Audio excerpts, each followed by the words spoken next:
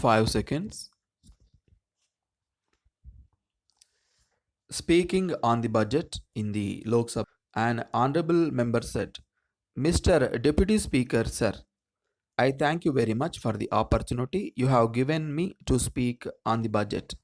At the outset, I may say that the general feeling in the country is that the finance minister is trying to help all sections of people. We are aware that he has shown some concessions. First of all, I would like to deal with the question of stabilization of prices and the holding of the price line. It may be recalled that the Minister of State made some observations about this yesterday. I do agree with some of his observations, but at the same time, I do not agree with some other observations of his. I would like to know what action the government have taken or will take to stabilize prices and to hold the price line. In this connection, I want to submit that these are things on which the reputation of the government and the country will depend. We have to be convinced about one thing, namely, how, with the present fiscal and financial policies, prices will be stabilized all over the country and how we shall be able to hold the price line as far as the consumer is concerned. We have also to see that there is a progressive increase in national wealth. So far as this matter is concerned, we know how much increase there has actually been. I am sorry to say that the increase has not been much. Secondly, I would like to refer to the mode of taxation. At present, the people are taxed at three levels. So far as this matter is concerned, I had suggested earlier that there should be a broad demarcation among these three spheres of taxation, namely the local body level, the state level, and the central level. There is a lot of confusion in collecting the taxes, and the result is that there is evasion of taxes. I had suggested that under the leadership of the finance minister, there should be a meeting of the state finance ministers where a broad indication should be given of the spheres of taxation at the three levels. I am sure that it will be helpful if the central finance minister takes the initiative, particularly to allocate the spheres of taxation at the three levels.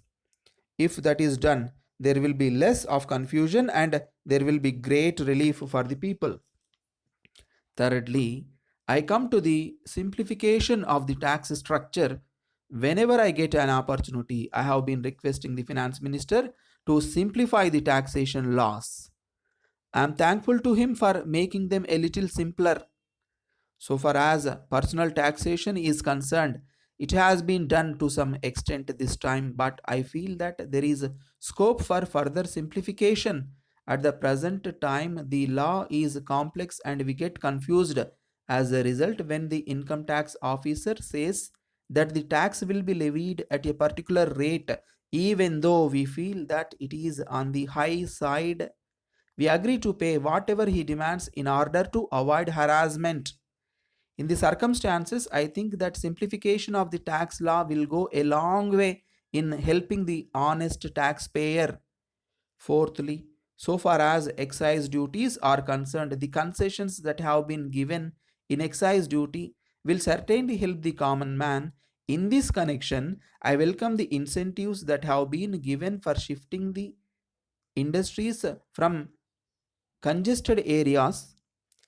As a matter of fact, for some reason or other, many medium and large scale industries are concentrated at a few focal points in the country.